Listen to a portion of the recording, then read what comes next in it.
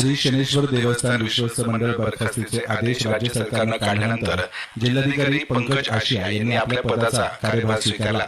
याचबरोबर देवस्थानचा चार्ज स्वीकारताच जिल्हाधिकाऱ्यांनी शनेश्वर देवस्थानचे कार्यालय सील करण्याचे आदेश कर्मचाऱ्यांना दिले।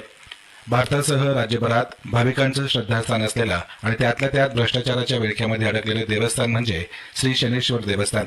जिल्हाधिकारी पंकज आशिया यांनी आपल्या पदाचा कार्यभार स्वीकारला असून सूत्र आपल्या हाती घेतली।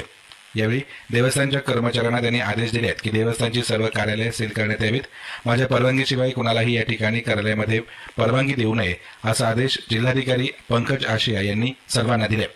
आपल्याकडे सूचना काढून जे शनेश्वर ट्रस्ट आहे त्याचा कारभार प्रशासक म्हणून जिल्हाधिकारी म्हणून मला दिलेला आहे आणि त्याचा चार्ज घेण्यासाठी आणि आज आपल्याकडे तालुक्यामध्ये ज्या ठिकाणी अतिवृष्टी झाली आहे त्या भागाची पाहणी करण्यासाठी आपण इथे आलो आणि त्याच्यासोबतच आतापर्यंत जसं की शासनाची पण इच्छा अशी आहे की जे पण आतापर्यंत अनियमितता झाली किंवा भाविकांना जे सोयीसुविधा दिली पाहिजे त्यासाठी जे पण काम करणे अपेक्षित आहे ते सर्व काम आपण प्रयत्न करू की या ठिकाणी सर्व भाविकांची सोयीसुविधा कशी चांगल्या पद्धतीने करता येईल त्यासाठी आम्ही प्रयत्न करतोय।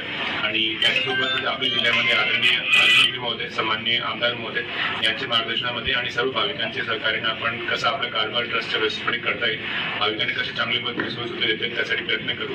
आणि शनेश्वर भगवानचरणी पण आज आपण प्रार्थना केली। आपल्या जिल्ह्यामध्ये जवळपास 71 मंडळांमध्ये खूप जास्त पाऊस झालेला आहे आणि खूप शेतकऱ्यांचे नुकसान पण झालेलं आहे। त्या लोकांना लवकरात लवकर आपण मदत देण्याचे प्रयत्न करू आणि आपले शेतकरी बांधव आहेत त्यांना कसं आपण याच्या संकटातून बाहेर काढतोय त्यासाठी प्रयत्न नक्की जिल्हा प्रशासनातर्फे सर्व लोकप्रतिनिधी आणि शासनातर्फे होणार आहे। त्यासाठी मी परत सर्व लोकांचे धन्यवाद व्यक्त करतो की मला या ठिकाणी सर्व लोकांनी आल्यानंतर खूप स्वागतासाठी आपण सर्व लोकांनी हे संधी पण मला दिली आहे आणि आपला कारभार व्यवस्थित राहील यासाठी मी प्रयत्न पण करणार आहे। धन्यवाद। जय हिंद। या प्रसंगी तालुक्याचे आमदार विठ्ठलराव लंगे उपस्थित होते।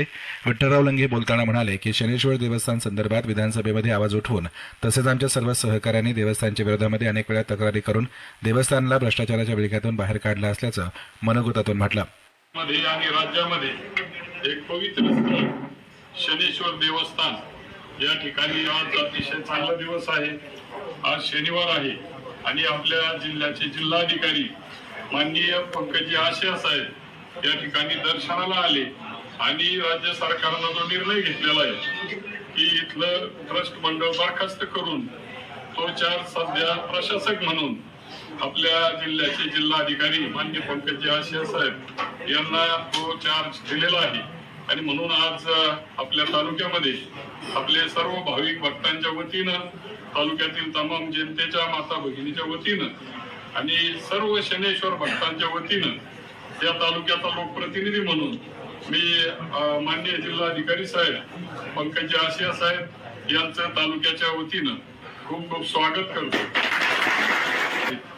आणि आज काय जास्त काही बोलायचा दिवस नाही, परंतु अनेकांच्या अनेक संघटना अनेक कार्यकर्त्यांच्या अथक परिश्रमानंतर जे या ठिकाणी अनियमितता अनेक वर्षांपासून चालू होती त्याची दखल या ठिकाणी महाराष्ट्र सरकारनं माननीय मुख्यमंत्री देवेंद्रजी फडणवीस साहेब, माननीय उपमुख्यमंत्री माननीय एकनाथजी शिंदे साहेब, माननीय अजितदादा पवार साहेबांनी आपल्या जिल्ह्याचे पालकमंत्री माननीय राधाकृष्ण विखे पाटील साहेब यांनी दखल घेतली।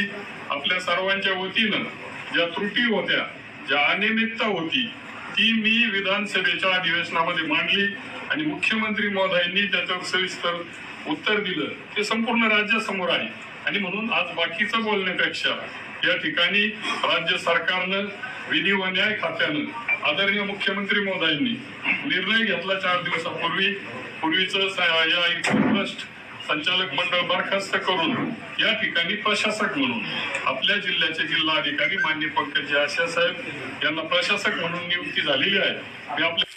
एकंदरीतच आजवर वर्षानुवर्ष होत असलेल्या भ्रष्टाचाराच्या धर्तीवर जिल्हाधिकाऱ्यांनी चार्ज घेताच कामाला सुरुवात केल्यानं आता खऱ्या अर्थानं भ्रष्टाचाराची अनेक प्रकरणं बाहेर येण्यास सुरुवात होईल अशी अपेक्षा आहे।